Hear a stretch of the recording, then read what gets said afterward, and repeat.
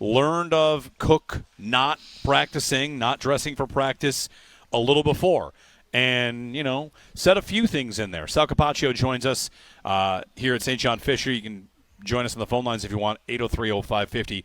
But some of the highlights of what Brandon Beane had to say about Cook. That's the biggest news of today. They're not aware until practice yesterday.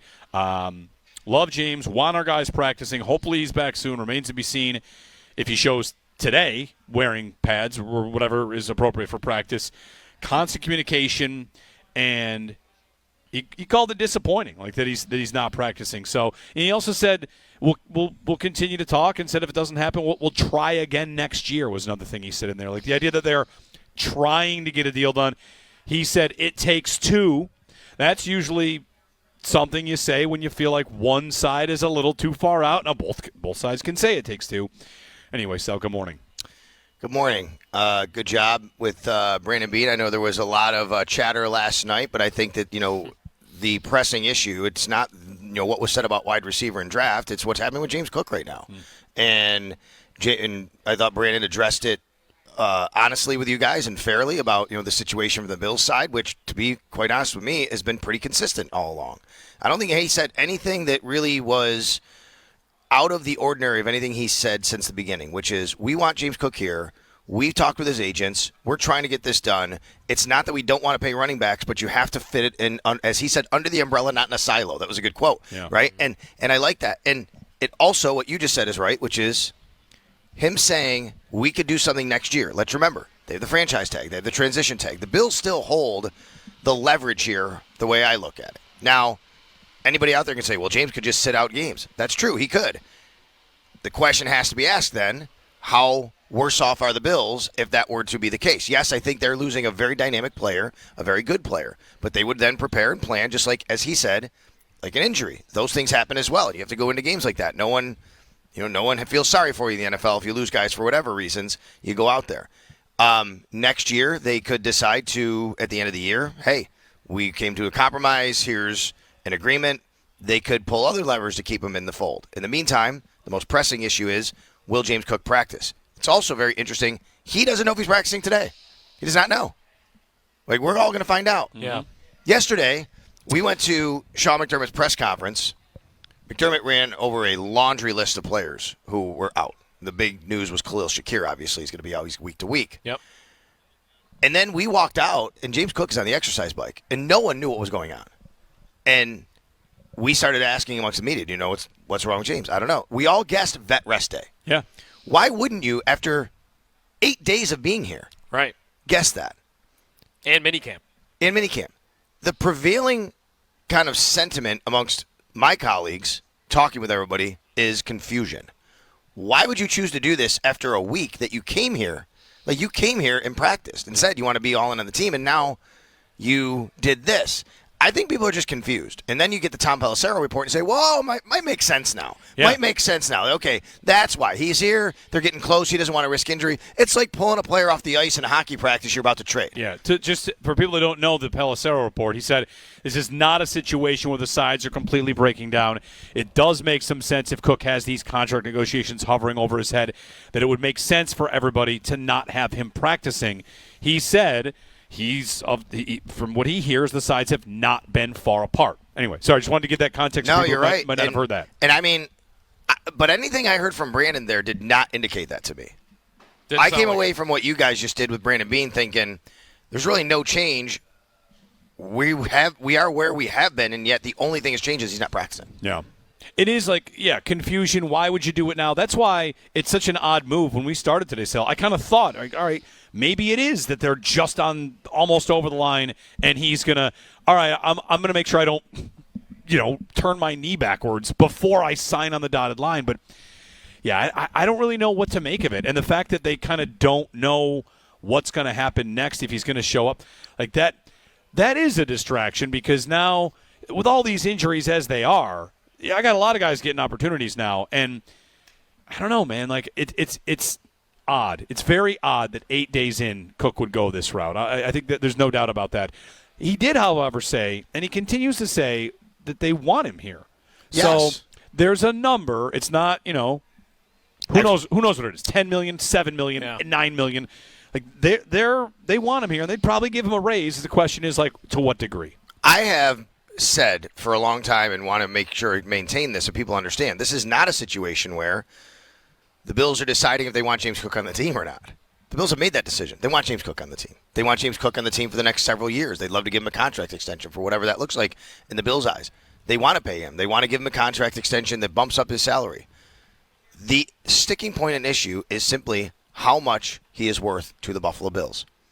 Someone tweeted at me last night and said, everybody knows how much he's worth. Look at all the analytics. And people have done contract. He's worth 10 to 12. Well, sure. I mean, look like that on paper compared to with his numbers.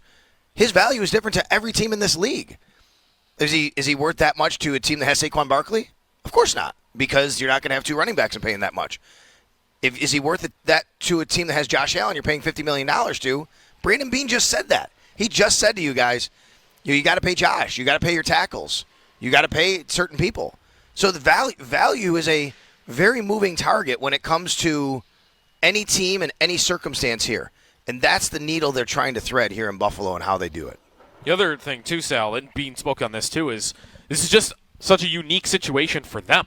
I mean, yes, 9 years. This is, am I right? It's the first time, I think Brandon said this, the first time that a guy has missed a practice at training camp due to something contract-related. And I don't know what Cook is hoping to get out of that. He's probably hoping to get them maybe back to the table to push them a little bit further towards his number, because unless he's going to miss games, I don't know what he expects to accomplish by missing a couple of practices. But again, uncharted territory. I don't know how the Bills will react to the situation. But does it just seem? Wouldn't you be skeptical that one way they would react is, okay, well now we'll give you this because you didn't show up? Yes. You're saying I don't think they would do that. I don't think they're going to cave in just because he. That's what right? I mean. Yeah. I don't think they're going to cave in financially just because he didn't practice. I agree with you. The Bills have their number. That's what they believe. Could you massage it a little bit? Sure. I can't imagine Brandon Beane suddenly going, okay, all right, I'm going to go way above what I thought. There might be a little bit of room there. There might be some things you could do around the roster to tweak some things. Yeah, 100%. One thing is he's not going to set out the year. I think he's got to be there 6 games in order to get an accrued season. Yeah. One thing about a potential deal, Sal, like not likely to be earned incentives or stuff that you put in there and it doesn't go on your cap unless the guy hits them. The season he just had might make that tough to do. Yeah, that's right. He just had 16 touchdowns. Like, you can't put touchdowns in there. There's no touchdown incentive that you can keep off the cap. And, you might feel the same with yards, too. So that might make things a little bit sticky where you could just say, like, if he had a year with 3 touchdowns, like, hey, we'll give you $3 million if you get 4 touchdowns. Like, right. That's not on the cap. That's money he's going to get. You bet on yourself. Like, so, I don't know. There's so much at work here. The only thing that, gets you to, okay, well, how could the Bills do it is he is scheduled on the cap for over 5 this year. Like, is there a way to lower that? They've done that with a couple of these extensions. Like, and if Brandon Beane really wants to get creative, he could do that. It probably could lower it. But then you're really paying a guy a lot of money in conjunction with paying your quarterback and your 2 tackles, as he said, and that's the issue. And it does go back to your point earlier at the draft about wide receiver, which is there's only so many resources you have to pay around the roster, and you have to have a philosophy. Whether it's Brandon Beane and running backs or wide receivers and whatever, you have to have a philosophy of a team build and who you pay and how you pay them. And if you have Josh Allen, you pay him.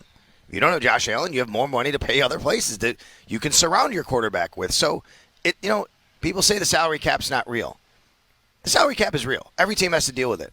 It is there are ways to get creative with the salary cap, but you have to adhere to being able to spend only up until a certain amount of money. And honestly, the Bills are one of the most cash spending teams in the league. It's not about cash. It's not about not wanting to pay him cash. It's simply about how you can allocate those resources to stay competitive for what I think they want to have is the next 5 years of Josh Allen left in his prime. Sal Capaccio here with us from St. John Fisher. All right, to the rest of it. So that's the Cook story. The injuries. I mean, it's been a camp of minor-ish injuries, and Khalil Shakir, the latest, like week to week with a high ankle sprain.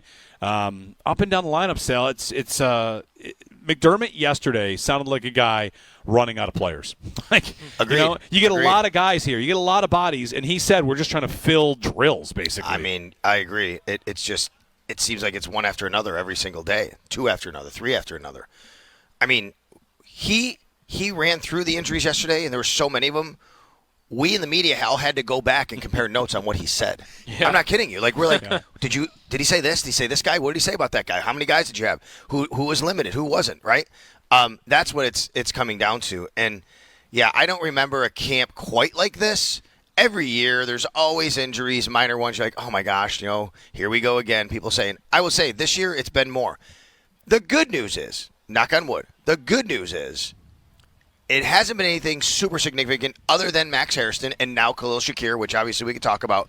But even those are week to week. Yeah. You could realistically, theoretically, whatever, you could get them back before week 1, both of them. Mm-hmm. Maybe more likely Khalil, the way it sounds.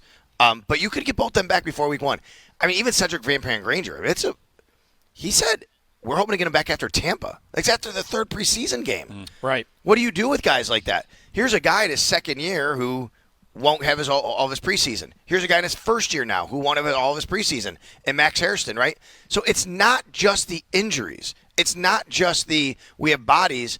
It's when you get to making a roster, when you get to game planning, how much time have they had? What do you do with them? They're not ready to play. They're not coming back and part of your game plan.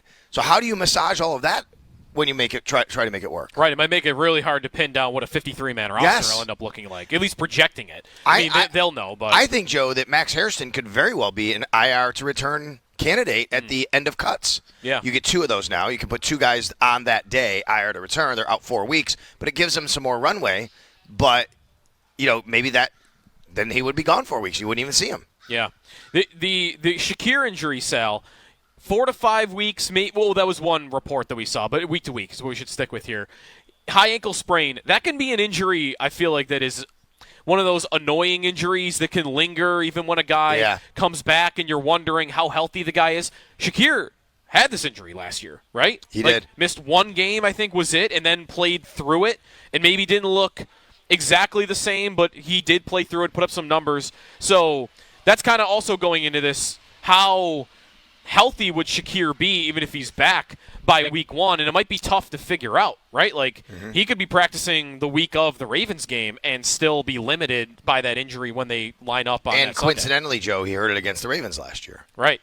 Early. Wouldn't you guys argue? I mean, I guess there could be a game that I'm missing along the way. Weren't the Ravens and Texans games maybe the worst offensive outputs of the Bills last year? How they even looked? I'm not even talking about score and production numbers. What's the common denominator there? No Khalil Shakir. He got hurt like in the second series of that Ravens series game. He actually, if I remember right, the first. It was the first drive, I thought. Yeah. And he caught that crazy Allen play where Allen was on the sideline. It was like a broken play down the field. Shakir got behind the defense. Yeah. But they just forgot about him. Yeah. Right? Like he wasn't out there really doing much in the rest of that game because he didn't seem healthy. But I mean, the overall offense just did not operate. No, that was like the only play they scored on. That's when Josh got hurt on the trick play they tried. And then Houston was just a terrible, terrible offensive game, right? Yeah. I mean, the common denominator is you lost Khalil Shakir. You want to know how valuable Khalil Shakir is? We have anecdotal evidence that when he's out of the lineup, this offense just did not operate very well. Yeah. How do you expect? His timeline makes it sound like he'll be ready for week 1. But if he were to miss time in these practices, who on the roster and on the depth chart feels like the guy that could maybe gain from Shakir missing time the most? I thought of Samuel for this, but he's out. He's not healthy either. Elijah Moore. There's a long list of guys I feel like can play in the slot. Well, the wide receiver du jour, maybe of this camp, he's starting to get a little bit of run. And McDermott talked about him on special teams, too, which is always a secret way. Christian Wilkerson. He's looked good. He's good. He's got a good body. He's taller. I like him. I like him. I think Jalen Virgil has looked really good in this camp. Okay. And Jalen Virgil is a guy that actually signed to the active roster last year at one point, right? You think about him. Right. He can play special teams. But I don't know how much he offers you in real, to what you're saying, to be a guy on the field to catch passes. That would be more Wilkerson. But I do like Jalen Virgil and what he's putting together, too. So, I think when you talk about guys like Josh Palmer's already on this team. Looking at the roster right now, KJ Hamler offers that slot, but I don't know. He kind of seems like he's kind of a duplicate of Elijah Moore, right? And Elijah Moore would be ahead of him there. He's getting a little opportunity now, Elijah Moore. So everybody bumps up a little bit. And then we can never, ever forget about Tyrell Shavers. And Tyrell Shavers is always right there doing everything he's supposed to do. I just don't know what his ceiling is for him to really be a player on the roster if they wanted that to happen. So I do like Christian Wilkerson. I think that he's putting together a nice camp. And if there's a spot on this roster at the end of the day, maybe he finds his way to sneak on. A lot of this will be based on preseason and what we see as well. Curtis Samuel, is there anything here? I mean, if he doesn't get healthy, I mean, are they just kind of locked in no matter what, unless they traded him? But if you're not going to trade an injured player, no, Jeremy. I thought about this, and I don't think. Let me pull up his. His contract, because I know you have to take a big dead hit. For Curtis Samuel, if you cut him, especially, I think. Right. If you cut him, that would be most outcomes. I'm getting all the way to they go to him and say let's move some stuff. Right. Just because. But then you're what? Then you're committing to him past this year. Well, they have by doing that. They have an out after this year with a 3.45 dead cap hit. The difference between this year and next year is astronomical. Yeah. If you released Curtis Samuel now, you'd take an $8.6 million dead cap hit. You'd only save less than $500,000. It's basically the same. You do it at this time next year, you're saving $8 million. Right. Okay, so yeah, maybe you can massage something, but the Bills have taken big dead cap hits before. Yeah. They've done that. I'm not saying it's completely out of the question. What I keep going back to, though, is I just think that they believe that he can be a real big part of this offense, and they want it. He hasn't been on the field. Yeah. So, and that's what it gets to. Like, you could, he could save whatever. What was the number? Really low. $430,000. It would cost you more to go get his replacement. You might as well just wait on him and try and get that thing to work out eventually. And it's not like he's been listed as week to week, but they're not giving timelines. So we don't really know. Hamstring is always. You never know. I saw him on the field at the return of the blue and the red, and he was with family. He was in good spirits. So I don't know. Maybe he's getting close. We'll see. Positively, speaking of hamstrings, the Bills did get Terrell Bernard back yesterday. That was good to see. And then Spencer Brown obviously had his first practice yesterday, which was good. Yeah. We talked with Spencer after, and he said. It happened right before camp, like a week before camp. His back flared up. So he said he was able to do all of his workouts during the spring and summer that he was supposed to get in and all that. And then once it was ready for camp, about a week before that is when everything happened. All right. And then real quick, the interior offensive line is still pretty banged up because Anderson and Van Brant Granger, they're going to be out for a little bit. That is four guys come in for tryouts? They did. I saw that yesterday. In fact, when we found out about when Elena Getzenberg of ESPN.com, Catherine Fitzgerald of the Buffalo News, they were the ones to talk to James. And when we found out about that, I was looking to see where Brandon Beane was. He was over on the other field watching the tryouts. It looked like interior guys they were working right there. So, I mean, that should give you a clue that they need to add some guys there. They need to add some depth. You got Cedric Van Brant Granger. You got Alec Anderson, who's out right now. So, yeah, I mean, those are key interior guys. And then there was one more thing. I forget what it is. It's okay. We'll talk all the time. Uh-oh. It was right at the end there about Sal's golf round at Oak Hill. No, I do want to know about that. It was nice. Yeah. I don't know. I hit the ball as well as I've hit the ball in a long time. It was really. I hit a good place to do it. I hit quite a few greens in regulation, and the putts were tough. The putting there were tough. Yeah. But that like an example is there's a par 3. And I hit the ball, it just goes in the bunker, and I have a bad stance, so now I whack it over the green. Now you're like, I hit triple, when I'm like, if I just get it on the green, I might have a bogey, right? Small mistakes, big penalties. But the back nine was a 43, and I was super happy with that. Very nice. Yeah. Very nice. All right. Whatever it was, I'll remember it. Parsons? No, it wasn't. It was about something here. Oh, today's practice is closed to the public. Oh, yeah. So you will see fans here, though. Yeah. They'll be in the hospitality tent. That's corporate partners, friends, and family. There will be people here. So when people say, I saw online there's fans, the Bills didn't give tickets, like something like that, that's not the case. There's no general admission tickets today. Yes. For the fans in the stands. So there will be Wednesday, Thursday, and then. Yes, and then that's it. And then we're wrapped. And then Friday will be, I guess, maybe a day off for the team. Not media, day off for media, but not team. And then Saturday, obviously, is Giants. Yep. And then next week, they go to Chicago for joint practice at the end of the week. And don't forget tomorrow night, Hard Knocks. Hard Knocks tomorrow night. That's right. Tomorrow night, the debut. Thanks, Sal. You got it. Sal Capaccio here from St. John Fisher.